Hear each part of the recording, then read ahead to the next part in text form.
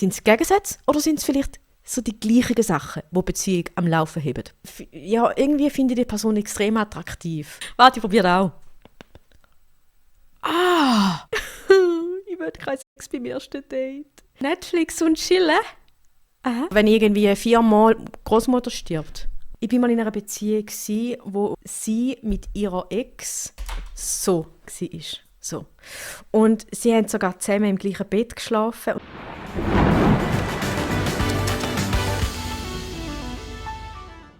Okay, salut alle. Heute reagieren wir mal auf das Format von SRF, Deep Dating. Da geht es darum, dass ein Kandidat oder eine Kandidatin sich blind gegenüber von 3 Kandidaten oder Kandidatinnen ansetzt und dann werden Fragen gestellt und die werden beantwortet und dann sieht der Kandidat, die Person finde ich noch interessant, die matcht, die würde ich gerne näher kennenlernen. So, eigentlich ein klassisches Dating-Format, ähnlich wie Herzblatt. Oder eigentlich genau wie Herzblatt. Egal, den Link zum Originalvideo findet ihr in der Videobeschreibung und dann würde ich sagen, fangen wir an.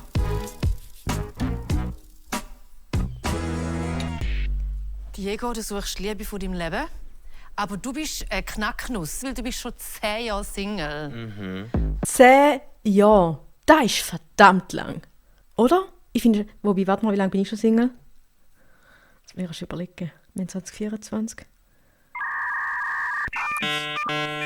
2 Jahre. Ich bin ja schon 2 Jahre Single. Heftig. 1,5, 2 so. Ja. Aber 10 Jahre ist jetzt schon eine andere Hausnummer. Krass. Krass. Also no judge, gell? Wirklich nicht. Aber krass. Ja. Was ist der Case? Das frage ich mich auch jedes Mal. Aber ich glaube, heutzutage ist es einfach noch mal schwerer, weil ich glaube, wir wollen alle so ein bisschen offen und frei sein und nicht sich binden. Und deswegen, ja, aber vielleicht kommt ja noch der Richtige. Oh, mega ein guter Punkt. Und ich hoffe es mega Fan. Vielleicht auch in dieser Sendung, wer weiß. Aber mit dem langen Single-Sein ist er nicht allein. Bei weitem nicht. Ich selber habe noch nie eine Beziehung geführt, habe mich aber erst vor 5 Jahren geoutet. Dann ist Corona gekommen und von dem her ist es total legitim, 10 Jahre Single zu sein. Er hat sich vor 5 Jahren geoutet, dann ist Corona gekommen und hat davor aber noch nie eine Beziehung gehabt. Krass. Dann fragt Gülcan Diego, ob es irgendwelche Red Flags gibt. Also irgendetwas, wo wir die Kandidaten gerade jetzt schon aussortieren können. Ja, also sicher Fremdgehen ist das grosse Red Pizza ohne Ananas. Das ist ein riesiger Red Flag. Flag. Aber das erwartet man ja eigentlich von niemandem. Und Bratwurst mit Senf. Das ist auch ein Red Flag. wenn die Leute unpflegt sind, das geht gar nicht. Ah ja, normal. Das ist auch eine grosse Red Flag. Aber sonst ist eigentlich, bin ich offen. Ich bin ein guter Mensch, ich bin sehr selbstbewusst. Ich bin ein lauter Mensch und mit mir kann man ganz viel Spass haben.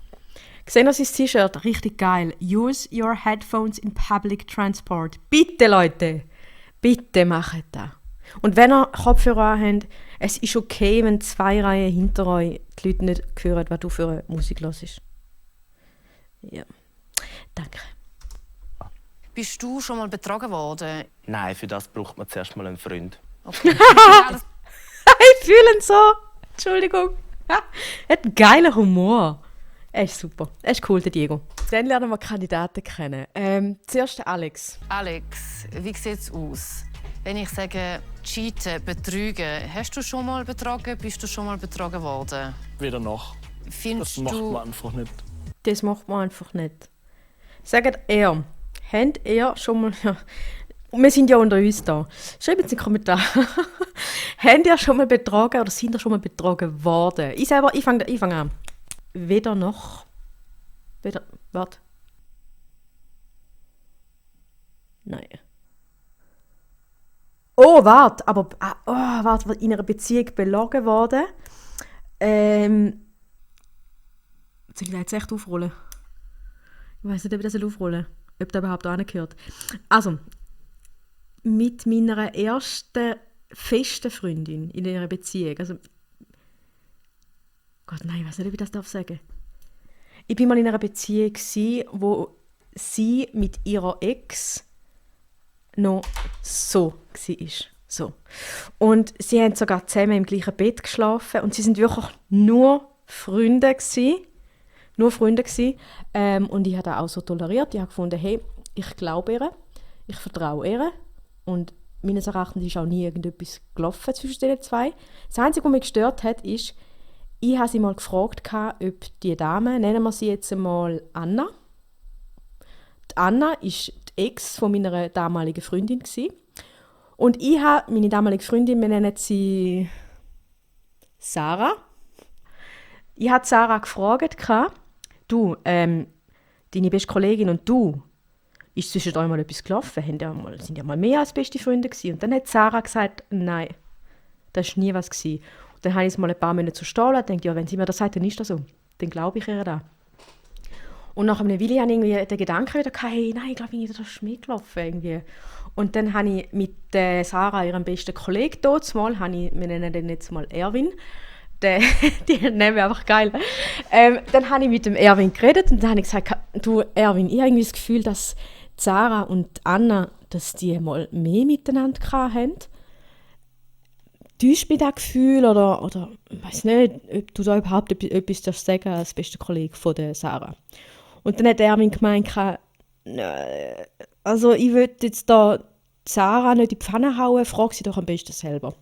Und dann habe ich sie gefragt und dann ist sie voll in Tränen ausgebrochen und ist voll aufgelöst und alles gewesen. Und man hat einfach wirklich gemerkt, sie hat gespürt, dass sie jetzt einen Fehler gemacht hat und dass sie jetzt die Karte auf den Tisch legen und halt beichten, dass sie, Sarah und Anna ein Paar sind. Und es ist nicht betrügen, überhaupt nicht. Es ist einfach Anlügen. Und auch nicht geil. Auch nicht geil, weil wenn dann irgendwie die ganze Beziehung so... Es hat dann natürlich einen Schatten auf die Beziehung geworfen. Genau. Und da ist dann nach 4 Jahren ist es dann auseinandergegangen. Also wir sind nach dem Vorfall noch 3,5 Jahre zusammen gewesen. Es hat dann schon. Genau. Schreibt mir gerne eure Erfahrungen in den Kommentaren, also wenn ihr da möchtet teilen. Und bitte immer nehmen, nicht so, dass man auf die eine Person zurückverfolgen wird, dass es schlussendlich... Ihr wisst, was ich meine. Einfach anonymisiert. Gut. Schauen wir weiter. Wäre das für dich eine absolute Red Flag und ein Grund zum Schluss machen? Oder wie siehst du das? Also per se schon eine absolute Red Flag. Aber man kann auch über gewisse Dinge reden. Und wenn man dann auf einen Konsens kommt, dann kann man es sich anschauen. Aber ich glaube, das ist einfach ein mega Vertrauensbruch. Jetzt ist es aber noch auch individuell, wer das wo Betrügen ansetzen. Genau. Was ist für dich Cheaten? Wenn Das fängt eigentlich schon ziemlich früh an, ehrlicherweise. Wenn dein Boyfriend zum Beispiel mit jemandem schreiben. Ja, ich meine, schreiben kann er mit wem er will. Oh, das ist so eine schwierige Frage. Also für mich wäre es so, wenn jemand emotional eine Bindung zu der anderen Person aufbaut. Und das schließt dann alles ein. So. Sex schließt dann ein. Flirt eigentlich nicht. Nein, eigentlich nicht zwingend. Aber irgendwie kuscheln. Ich rede nicht von umarmen oder so, oder mal zusammen tanzen oder so. Nicht, aber so kuscheln und halt wirklich emotional ein Band aufbauen, wo über das Band von der Freundschaft hinausgeht. Da wäre für mich dann schon Fremdgehen. Klar, für Gefühl kann man nichts. Aber, um da geht es auch nicht. Es geht darum, wo liegt die Grenze zum Fremdgehen. Und nicht, wo liegt die Grenze vom Akzeptablen. Also, wo liegt die Grenze von bis du dann akzeptierst in einer Beziehung und bis du dann nicht, sondern wo fängt das Fremdgehen an. Das ist bei mir dort, wo das Band aufbauen wird, so eine emotionale Beziehung zu der anderen Person. Ja. Aber ich möchte noch was klarstellen. Also, weil ich ja eigentlich ein bisschen naiv davon ausgehe, dass mein Gegenüber dann das so ein bisschen hat wie ich, dass sie auch nur dann körperlich mit jemandem kann in Verbindung treten. Wenn sie Gefühle aufbauen hat, glaube ich, dass sie dann auch erwarten, dass sie diese Schwelle auch nicht überschritten. Also ich bin noch nie in einer polyamorösen oder offenen Beziehung gewesen. Oder ich habe es jetzt noch nie ausprobiert.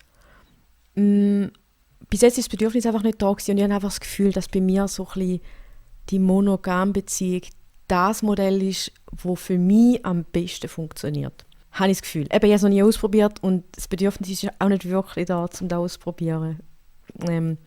Das ist mir jetzt noch wichtig, um das klarzustellen. Wie seht ihr das? Heute frage ich auch viel. Ich glaube, Betrügen beginnt schon recht früh, auch wenn es auf ein Date geht oder so. Robin, wie sieht es bei dir aus? Wann fängt bei dir Betrügen an? wenn mein Partner eine Dating-App hat oder wenn es auch schon ums Flirten geht. Das ist schon für mich kritisch. Und findest du, das muss man dann erzählen, dem Partner? Ich finde schon, Kommunikation und Offenheit, Ehrlichkeit finde ich sehr wichtig. Mit dieser Aussage hat er mich schon komplett. Weil Kommunikation ist für mich, da kommt bei mir zuoberst. Noch vor allen anderen Geschichten. Das ist für mich einfach. Das ist einfach ohne Kommunikation keine Verbundenheit. Und ja, das ist für mich einfach so. Ja, das Wichtigste. In einer Beziehung.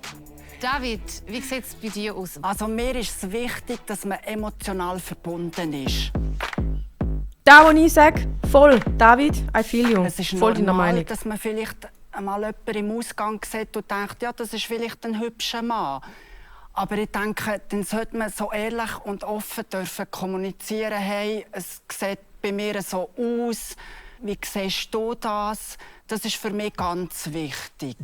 Gut, das war jetzt mal die erste Runde vom Kennenlernen. Jetzt will Gülscha von Diego wissen, sind alle Kandidaten noch im Rennen oder ist bereits einer aus? Sind alle noch im Rennen? Ja. Jetzt, was bist du für ein Beziehungstyp? Musst du deinen Boyfriend immer sehen? Bist du so mega, man sieht sich einmal im Monat? Also einmal im Jahr lange. Nein, Einmal Spaß. im Jahr?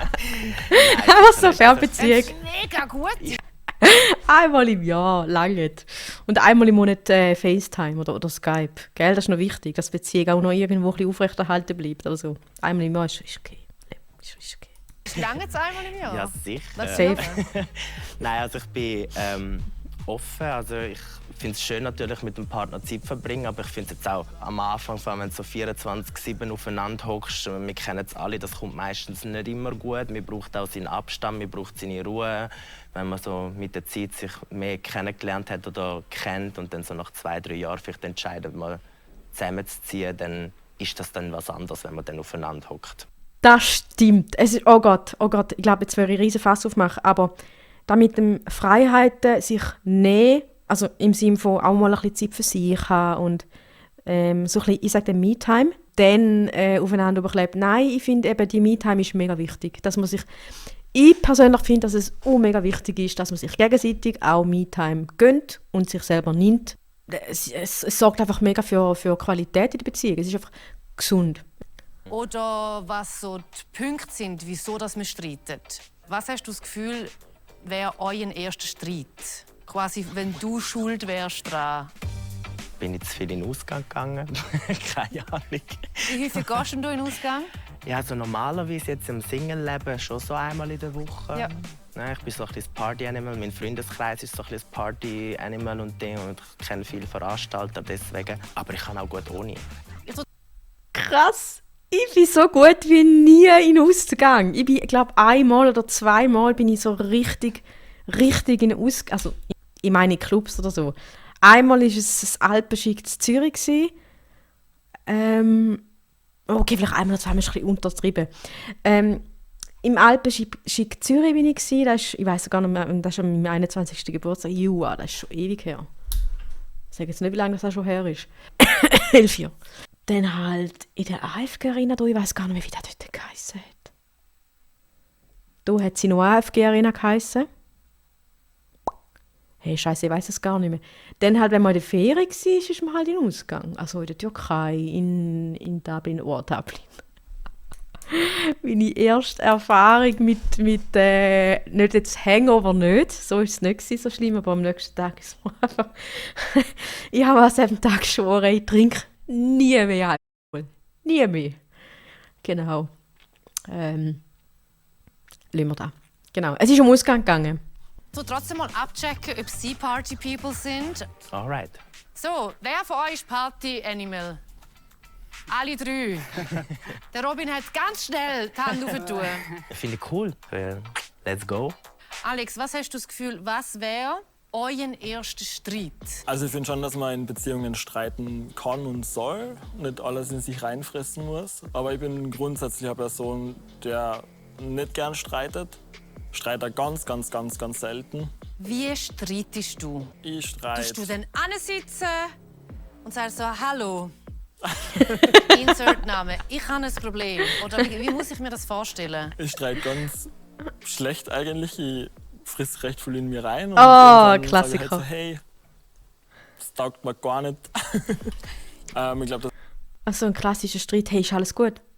Ja, ist alles gut. Du hast doch irgendetwas? Nein, ist alles gut. Komm schon, ich merke, dass irgendetwas ist. Nein!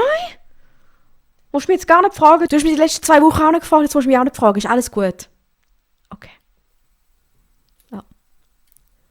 Oder klären das mit den Füßen. Nein, das ist natürlich... Leute, ich will da überhaupt nicht zu Gewalt veranlassen, gell? Gewalt ist nie eine Lösung. Außer dass sagen beide, dass sie dann in einem anderen Kontext... Wir lassen es, weiter geht's. das ist ein Punkt, wo ich selber recht viel lernen kann, weil ich halt einfach nie streiten tue. Das liegt nicht in meiner Natur. Aber wenn man das weiß in einer Beziehung, dann kann ja die andere Person vielleicht... Stell dir vor, ein Schweizer und ein Österreicher streiten. Klatsch da eine. Gab Fritsch Düdli. Halt dein Goschen. Ich fotz da an, du Fotz. Da haut's mir den Nucki raus. Ja, du auch, schick dir mir morgen 70er heim, du. Ungefähr so stelle ich mir so einen Streit zwischen einem Österreicher und einem Schweizer vor, ne? Vielleicht mal eher drauf... Ja, Genau. es ist ja ein Miteinander. Genau. Der Alex, sympathisch. Ja. Cooler Typ, würde ich sagen. Robin, wie sieht es bei dir aus? Bist du der, der durchschlätzt? Ich muss schon zugeben, ich bin ein sehr impulsiver Mensch. Also es kann von 0 auf 100 gehen. Aber ich finde es wichtig, eben, dass man miteinander reden kann. Probiert so ruhig wie möglich zu bleiben und einfach das anspricht, was einem stört. Also alles das, was du nicht kannst. Doch, ich kann mich schon gemeistern. Wenn es mir einfach sozusagen den Nuki raushaut, Ha! dann kann ich schon recht Nuki? einen durchgehen. Vom Streitverhalten her, für mich ist wichtig, einfach zu wissen, was sind die Bedürfnisse, was ist jetzt wirklich wichtig. Und dann sehe ich natürlich den Streit als eine Chance. Also ich nehme mir gerne vielleicht einen Moment Zeit, um zu überlegen, was ist jetzt genau passiert, was ist das Thema, was ist dein Bedürfnis. Und dann können wir gerne miteinander in eine Diskussion gehen. So viel zu der Streitkultur. Jetzt kommen wir zu einem kleinen Spiel, wo Gülscha eine Frage stellt. Und dann darf man so eine Tafel aufheben. Und grün heisst, habe ich schon mal, und rot heisst, habe ich noch nie. Ich habe schon mal ein Date mit meinem Partner abgesagt, weil ich Zeit für mich gebraucht habe. Ja, habe ich, aber nicht am gleichen Tag. Ich habe einen Tag vorher dürfen für mein Geschäft hier an einen Stand arbeiten, am Wochenende. Und hatte am Sonntag das Date gehabt. Und habe ihr dann geschrieben, aber am Samstag vorher habe ich ihr schon geschrieben, du, ich habe nächste Woche am Samstag habe ich dann noch einen Einsatz. Wäre es okay, wenn wir unser Date würden, keine Ahnung, auf die nächste Woche verschieben oder so. Und dann hat sie dann auch zurückgeschrieben, mal da schätze sie auch, dass sie es so oft kommuniziert haben. Und ja, habe ich auch schon gemacht. Aber ja, wenn ich jetzt wegen dem raus wäre, du, schwierig. Wäre das jetzt scheiße, wenn das jemand von Ihnen gemacht hätte? Ja, also wenn du mir eine Woche vorher absagst, ist okay, aber Am nicht am gleichen gleichen Tag. Ah, dann ciao, Block. Same, oder? Würdet ihr jemanden blockieren, der euch am gleichen Tag noch absagt? Also kommt natürlich auf den Grund drauf an.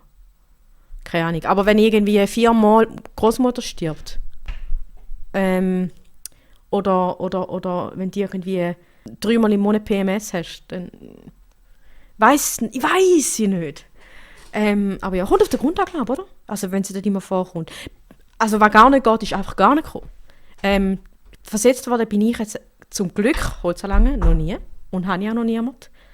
Aber selbst würde ich echt scheiße finden. Ja. Ich finde, wenn es einem selber nicht gut geht und dann an ein Date geht, dann präsentiert man sich nicht zu 100% so, wie man ist.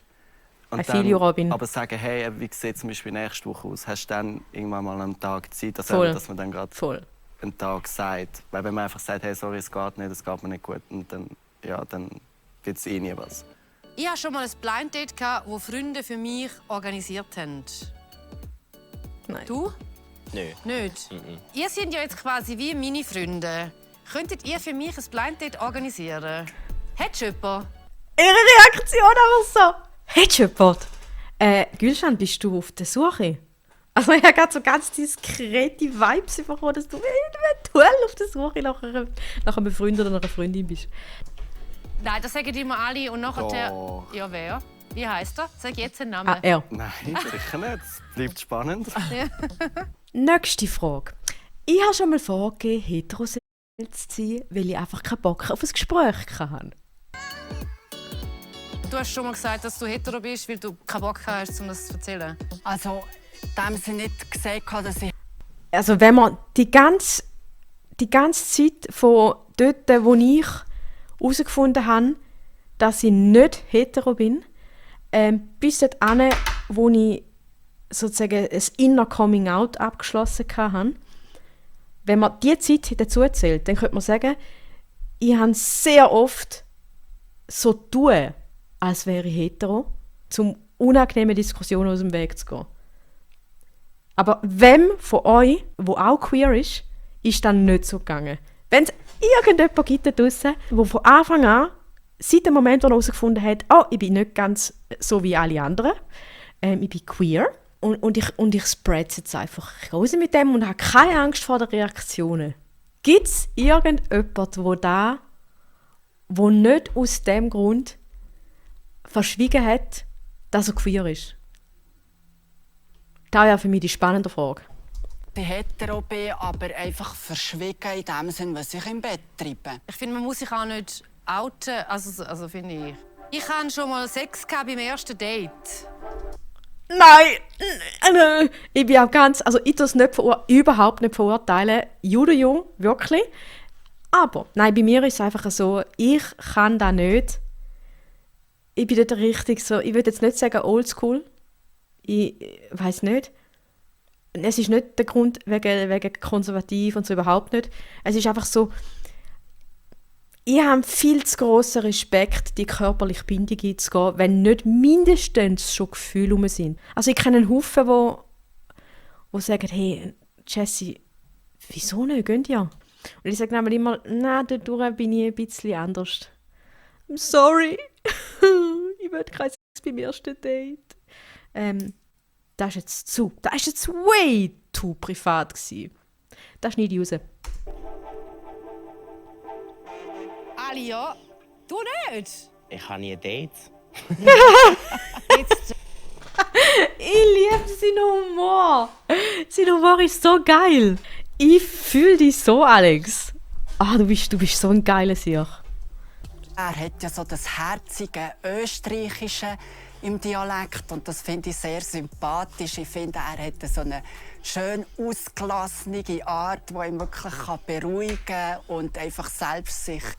Stell dir vor, jetzt einfach der David und der Alex gehen zusammen aus dem Studio raus und Diego und der Robin. Das wäre doch perfekt. Hätten alle 4 etwas davon. So soll es laufen. Dann wird Gülcan wissen, was für eine Art Date würden die Herren für den Diego organisieren. Im Winter finde ich es mega schön, irgendwie etwas zusammen kochen. Was würdest du kochen? Gibt es so ein To-Go-Menü, um Männer so ein bisschen hypnotisieren mit dem Food? Und komm jetzt nicht mit so aphrodisierendem Zeug, so wie Seafood oder keine Ahnung. Wehe, dann bist du gerade raus. Also... Ja, wir lassen doch einfach mal den Diego entscheiden. Ich und Kochen ist auch so... Also ich koche gern. Ich koche gerne zusammen. Aber ich koche auch, also für mich alleine mega selten. Also von dem her brauche ich da ein bisschen Hilfe. Wie man mich aber kann überzeugen kann, ist mit... Du musst überzeugen, Babes. Ja... Babes! Babes! Gülcan. Schwierig. Oh Mann. Round. Also du wirst überzeugen mit Herdöpfel. Herdöpfelstock. Herdöpfelstock. Wichtig. Ja. Was ist das Rezept? Konsistenz ist wichtig, Leute. Es gibt Herdöpfel gekocht, dann gibt es Herdöpfel, dann gibt es Salzerdöpfel, dann gibt's geschwellte, dann gibt es Rösti, dann gibt es Herdöpfelstock, dann gibt es Pommes. Es ist wichtig. Konsistenz ist wichtig. Einfach, dass wir für den pädagogischen Inhalt angetragen haben in diesem Video, ne? Herdöpfel kochen. Ja. Bis sie genug mehlig sind. Dann ein bisschen Milch, Butter, Muskatnuss. Alles rein und dann stampfen. Tönt so, als hättest du schon mal zugeschaut, wie es jemand macht. Genau. Also gehen wir jetzt vielleicht mal so ein bisschen in die Extreme raus, was ich mir so könnte vorstellen, was möglich wäre. Also zum einen Bungee-Jumpen, Tandemsprung, River Rafting, Tiefseetauchen, sich tätowieren lassen. Oder was meinst du? volles Abenteuer, voll drin, einmal Bungee-Jumpen. Also ich habe ja Schiss davon, wahnsinnig, aber ich denke, wenn man das miteinander machen kann. Oh, das ist absolut so. Mega Keimtipp. Es gibt 2 Sachen, also ich finde es sehr manipulativ. Oh, ich werde mir so viele Feinde machen mit der Aussage. Egal. 2 Sachen, wo man bei einem ersten oder zweiten, bei den ersten Dates machen kann, um die andere Person recht krass von sich überzeugen. Tief in die Augen schauen. Das machen sie auch in den Dating-Shows immer so, das Spiel, sich einander minutenlang in die Augen zu schauen, ohne irgendetwas zu machen. So tief. Das macht etwas mit einem. Das ist das eine. Und das andere ist so Action-Dates, wo beide Angst haben und es beide miteinander überstehen. So, das schweißt auch mega zusammen. Also, hat schon was. Der David hat es fustig hinter der Ohren. Dann kann man auch das Vertrauen zueinander stärken. Ich bin schon verliebt. Mich hättest du mit dem Date. Ja. Und zum anderen würde ich dann einfach auch noch ein Ich bin gar nicht so auf Action. Ich bin mehr so der, wie war es da? Der Robin, glaube ich, der gesagt hat, go picknicken. Mit dem hättest du mich sofort. So in die Natur raus oder zusammen go Velo fahren oder go Inlandsskaten. Kann irgendwie so mal schwimmen so, oder in den Wald. Mit dem hätte man mich. Alternativen vorschlagen, zum Beispiel sagen, hey, hast du vielleicht eine Serie, die du mega gerne schaust, dann können wir zusammen Netflixen, wir können zusammen unter der Decke miteinander kuscheln. Ich mache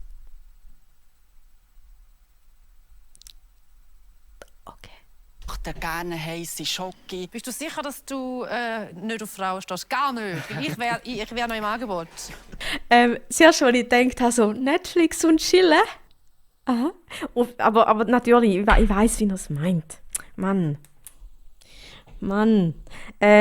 Ich oute mich jetzt. Ich bin gay. Ja, was, wirklich? Nein, du sagst. Das natürlich auch. Aber ich oute mich jetzt und zwar... Ich liebe Kuscheln. Aber, also körperliche Nähe zulassen, bis ich das mal tue, das geht lang. Aber wenn man die Schwelle mal überschreitet, dann... No offense, but I really don't care. So, jetzt geht es ans Eingemachte. Weil jetzt will ich von Diego wissen, ob er sich schon entschieden hat.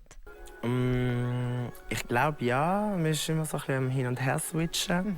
Aber so, was im Großen und Ganzen gesagt wurde, ist und was... Ich glaube, ihm gefällt zwar das, was der David sagt, aber vermutlich hat er das gleiche komische Gefühl, dass der David einfach ein bisschen gefallen und vielleicht nicht alles zu 110% so meint, wie er es sagt. Keine Ahnung. Ich würde ihm auch gar nicht unterstellen, das ist einfach so ein Gefühl, das ich hatte. Darum glaube ich, dass er zwischen dem Alex und dem Robin hin und her schwenkt. Für den Alex spricht der herzige Dialekt. Ich kann nicht mehr ab dem Österreicher Dialekt. Ich bin da voll auf der Seite von David. Also wenn er über den Dialekt von den Österreicher sagt.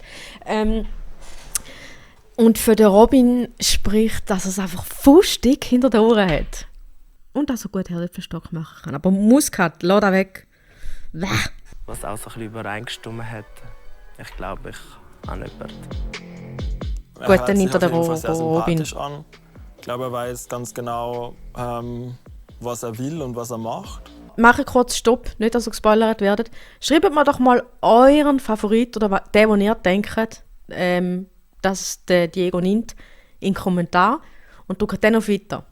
Nicht cheaten. Ich hoffe, dass er mich wählt, da ich auch mega gerne mit der Ramona ein Gespräch will haben, um auch mich selber ein bisschen zu reflektieren. Wer ist Ramona? Also jetzt, so im ersten Eindruck, denke ich, kann es sicher matchen. Ich bin natürlich sehr gespannt darauf, wie sich der Diego entscheidet. Ich glaube, ich würde mich für den Robin entscheiden. Der Robin. Habe ich es nicht gesagt? Ha! Ich bin super. Ich habe es gewusst. Alles klar. Natürlich haben wir noch die Stimme gehört. Eben da bildet man sich so im Kopf so eine Figur aus. Oder so wie sieht er aus? Hello. Cheers. Cheers, hi. Wie geht's? Gut, dir? Ja, muss. Danke. Und als ich dann den Diego gesehen habe, habe ich dann gedacht, das passt, das matcht. Oh, wie süß. Danke, merci. Ich habe meine Entscheidung definitiv nicht bereut. Alle top, alle 3 super liebe Typen. Aber der Robin ist definitiv. Also, Yeah. ihr zwei dürfen jetzt. Schau, wie nervös der Robin an. Sein Grinsen. Kennt ihr das, wenn er so fest grinst und so nervös sind, dass er dann anfängt, so in der Backe so zu zittern? Und dass er es dann probiert so zu verbergen und macht so. Kennt ihr das? So, glaube ich, geht es gerade dem Robin. Auf der Ramona treffen und euer Childhood Trauma so ein bisschen zusammenführen, wenn ihr wollt. Jetzt geht es für die herzigen 2 Bullies zu der Ramona in die Analyse. Ich würde sagen, wir starten mal mit dir, Diego. Okay.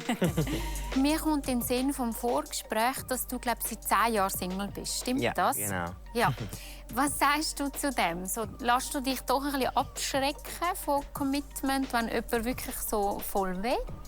Also voll wollen ist das eine, aber ich finde dann so das Besitzergriffen ist gut, aber so das Kontrollieren und du darfst das nicht, du darfst dies nicht, also das finde ich dann schon ein bisschen kritisch. Ich finde es mega kritisch, wenn du, egal was für ein Verbot das vom Partner überkommst, das ist, ob es jetzt ein Kontaktverbot ist oder irgendwie, du darfst nicht mehr, am Samstagabend nicht mehr in den Ausgang oder keine Ahnung, du darfst nicht mehr in den Ausgang, egal wenn. Die einzige Ausnahme, wo ich würde sagen, man kann darüber reden, aber verbieten ganz bestimmt nicht. Man kann darüber reden, zu sagen, hey, ich möchte lieber, dass mit deinem Ex oder deiner Ex den Kontakt ein bisschen einschränkst, so. Weil die 2 Personen dann doch etwas anderes verbindet oder etwas verbindet, wo ihr ja jetzt eigentlich auch habt, also eine ähnliche Art von Verbindung, dass dann eher so ein bisschen ins Konkurrenzdenken hineinkommst und dann die Versuch von einem triggert wird. Aber eben es ist die Versuch von einem, also man muss bei sich selber schauen, wenn man kurz davor ist, ein Verbot zu aussprechen. Zuerst mal bei sich selber anschauen, wo liegt eigentlich das Problem? Voll. Schwarz-Weiß, oder? So, Ja. entweder man lässt sich so völlig in Ruhe und man tut einander sicher nicht einschränken oder man tut wirklich kontrollieren. Ich denke, es gibt auch etwas dazwischen, oder? Auf jeden Fall. Wie siehst du das mit dem Commitment, Robin? Kennst du das, dass es vielleicht auch innen nicht ganz einfach ist, sich zu committen, oder wie ist es bei dir? Also kennen tue ich es auch. Ich muss auch noch sagen, meine letzte Beziehung war mit 18, also sprich auch schon 5 Jahre her. Ich finde, es ist schon wichtig, eben zu reden miteinander, auch wie, was, wo. Aber eben, also das Einengen, das mag ich gar nicht oder das kann ich auch nicht. Wenn man mich einengt, dann blocke ich wie noch mehr ab. Also gehe dann wie auch mehr zurück oder ich ziehe mich auch mehr zurück. Und das sollte auch nicht sein. Das ist auch nicht ein gutes Zeichen, finde ich, für eine Beziehung, wenn man sich so sozusagen fast die Luft abschnürt. Klar, dann fehlt wie auch vielleicht so die Möglichkeit für eigene persönliche Entwicklung, oder? Genau. Wo man Da habe ich früher einfach nicht gecheckt in meinen Beziehungen, dass das Allerwichtigste ist, dass man sich selber einfach treu bleibt, sich selber weiterentwickelt, schon auch in Symbiose mit dem Partner. Völlig klar. Auch die Kompromisse, dass man die eingeht, hure wichtig. Nur, dass man sich das Leben nicht einfach auf den Partner anpasst und einfach nur das Gefühl hat, in dieser Partnerschaft ist man einfach zusammen etwas Ganzes. Das ist nicht so. Man ist immer noch das Zweite in einer Beziehung und beide haben ihre Hobbys, ihre Bedürfnisse, ihre Leidenschaften und ihre eigene Entwicklung. Und an dieser Entwicklung muss man einfach mega den Raum geben. Diese Freiheit müssen beide haben. So weit, so gut. Jetzt äußert Ramona aber noch recht begründete Bedenken. Wenn ich uns so zulasse, ich hoffe, ich tue euch nicht zu nahe treten, habe ich ein bisschen Sorge, dass alles ein bisschen zu locker ist. Ein bisschen zu locker und jeder darf so für sich, was ich ja auch gut finde. Aber ich frage mich, wo gibt es dann wieder einen Punkt, oder? Wo ihr euch auch committen und sagen, hey, jetzt bin ich doch bereit, auch Kompromisse einzugehen. Ich nutze da einmal zur Veranschaulichung so wie 2 Kreise sozusagen. Und die Schnittmenge ist ja eigentlich die Beziehung von 2 Personen. Und es gibt nicht eine goldige Regel, wie gross die Schnittmenge in der Mitte sein, sondern jedes Paar definiert das eigentlich für sich. Und in einer Anfangsphase braucht es auch ein bisschen Geduld und ein bisschen Zeit, dass man wie die Schnittmenge zusammen definiert. Und die kann sich je nachdem durch Lebensumstände ja auch mal wieder verändern. Aber das Entscheidendste ist, dass man als Paar definiert, was gehört bei uns in die Schnittmenge. Wobei vielleicht ein Paar in der Schnittmenge möchte Zeit mit Freunden immer zusammen und ein anderes Paar oder ein anderer Partner sagt, nein, Zeit mit Freunden ist für mich einfach meine Einzelzeit, unabhängig von der Beziehung. Also ich finde wichtig, dass beide glücklich sind. Es kann nicht sein, dass die eine Person mehr glücklich ist und der andere muss immer gibt nachher. Das gehört nicht dazu zu einer Beziehung. Ich hoffe mega, dass es auch wirklich so meint, Robin. Ist mega schön gesagt. Ist wirklich mega herzlich gesagt. Er ist noch recht jung, er ist 23 und der Alex ist 28. Der Diego ist, glaube ich, 26, ich bin nicht ganz sicher. Also Altersunterschied bin ich sowieso nicht dafür, dass man da irgendwie groß schreibt. Das ist nur eine Zahl im Endeffekt. Aber ich habe beim Robin ein bisschen das Gefühl, dass er sich Sachen so wünscht und dann so ausspricht, aber dann wie in der Realität nicht wirklich auch umsetzen. Also nicht einfach nur der Robin ist das, sondern das ist ganz, auch bei mir selber, ist das auch so. So viele Sachen, die ich laut ausspreche, denke ich immer, es wäre geil, wenn es bei mir auch so wäre. So, ihr wisst, was ich meine. Das Herz, was denkt ihr, wo könnte es schwierig werden bei euch beiden, wenn ihr potenziell würdet in eine Datingphase gehen? Ich denke vielleicht, dass man doch zugleich, also ja, dass unser Charakter ein bisschen gleich ist und so ein bisschen, dass, wie er auch schon gesagt hat, er ist ja auch so ein bisschen eher ein femininer Typ und das bin ich auch schon. Und vielleicht hapert es dort, also würde ich sagen. Ja, das ist schon so. Und wo würde es dann wie hapern, wenn ihr beide dort so ein bisschen gleich sind? Was denkst du oder was würde dann wie stören? Gute Frage. Weil per se muss das ja nicht schlecht sein, oder? Genau. Also ich weiß auch nicht, vielleicht hat man dann so ein bisschen andere Bedürfnisse, oder wenn man so das Gleiche ein bisschen gegenüber von sich selber hat, so ein bisschen das Spiegelbild, sage ich jetzt mal. Genau, so das hat man dann vielleicht auch irgendwie andere Bedürfnisse oder ja, weiß jetzt nicht. Was war das? Warte, ich probiere auch. Auf der anderen Seite geht es auch, oder? Warte. Das tut richtig gut, aber es tut auch weh. She needs to sort out her priorities. Ich finde, in einer Beziehung ist verdammt wichtig, oder ich habe die Erfahrung gemacht, dass in einer Beziehung, wo beide ein bisschen ähnlich ticken, also mal angefangen bei der politischen Einstellung, dann, finde ich wichtig. Ich könnte jetzt nicht mit jemandem zusammen sein, der völlig rechtsextrem ist. Wäre schwierig. So. Aber das Thema lasse ich jetzt, das fasst ich jetzt nicht auf. Dass wir ungefähr die gleichen Hobbys haben. Ja, so ein bisschen einfach ein bisschen gemeinsame Übereinstimmungen, auch die gleichen Zukunftsvorstellungen. Wow, sehr wichtig. Wenn jetzt der eine Partner Kind will und der andere Partner nicht und man da von Anfang an so kommuniziert hat, dann kann man entweder sagen, nein, dann matcht es nicht auf Wiederschauen. Oder wir sind halt dann Freunde. So. Oder man sagt, man hat eine Beziehung auf Zeit. Wir wissen aber beide, dass das auseinandergeht. Sehr pragmatisch, vielleicht auch ein bisschen unromantisch. Aber dass man da von Anfang an so kommuniziert. So. Weil dort kann man man kann nicht sagen, ja, dann adoptieren wir halt ein halbes Kind. So. Schwierig. Also ich finde oder ich glaube, dass es in einer Beziehung sehr, sehr wichtig ist, wenn beide gleich sind oder ähnlich sind. In einer Kennenlernphase ist es aber eher, wirkt ein Partner, der anders ist als mir oder fast schon ein bisschen gegenteilig ist, wirkt zum Teil attraktiver auf uns. Warum das so ist, also bei mir ist es so, warum das so ist, weiß ich nicht. Also man hat wie das Gefühl, okay, diese Person ist sehr interessant, irgendwie habe ich so, irgendwie finde ich die Person extrem attraktiv. Solche Personen können in einer Kennenlernphase interessanter auf einen wirken, obwohl es eigentlich Eigenschaften haben, die einem völlig zuwider sind. So. Also dort Gegensätze ziehen sich an, aber Gleiches und Gleiches gesellt sich gern, ja, und bleibt aber auch länger und stabiler zusammen.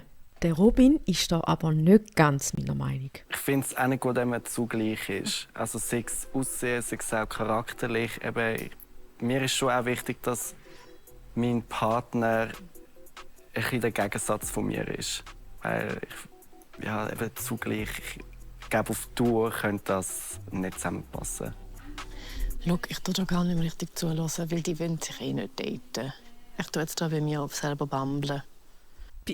Hä? Gülscha? Ernst? Du verarschst mich und wieso hast du das Gefühl, die wollen sich nicht daten? Ich check's nicht. Ich hoffe, ich kläre jetzt dann auf. Dass wenigstens jemand heute noch ein Date hat. Ich bin nicht ganz... Sie ist also doch auf der Suche. Das ist so cool. Ich bin nicht ganz deiner Meinung. Aber was nicht heisst, dass deine Meinung falsch ist, überhaupt nicht. Aber man weiss einfach, dass schon grundsätzlich ist es einfacher für längerfristige Partnerschaften, wenn man sich ähnlicher ist. Weil sich Gegensätze sind am Anfang sehr spannend und interessant und manchmal dann auf Dauer auch einfach anstrengend, oder? Okay, jetzt wird es spannend. Haben Sie noch mal ein Date? Wollen Sie sich noch weiter kennenlernen? Oder sagen Sie, hey, keine Lust. Wir sind gleich. Gleich und gleich gesellt sich nicht gern. Gegensätze ziehen sich an. Lassen wir uns überraschen. So, ich komme hier mit meinen Tafeln. Ich gebe euch die Tafeln in die Hand. Thank you. Dann könnt ihr... Also Gülscha meint, die datet sich nicht, das geht nicht. Ich habe das Gefühl, doch, es ist irgendwie keine Ahnung.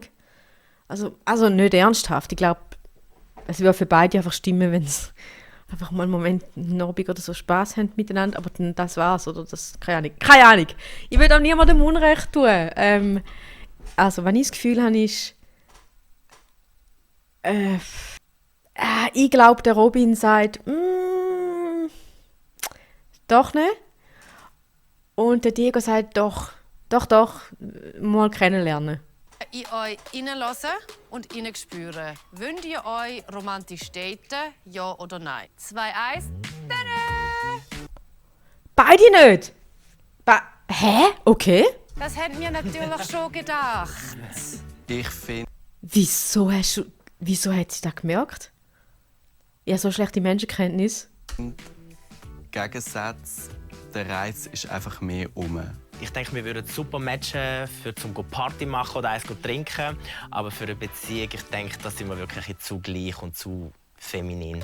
Okay, dann mit feminin finde ich einen schwierigen Punkt. Also ich finde es schwierig, dass es an dem aufhängt. Weil es braucht ja in einer homosexuellen Beziehung nicht ein Männchen und ein Weibchen. Also, ich bringe jetzt einen Klassiker.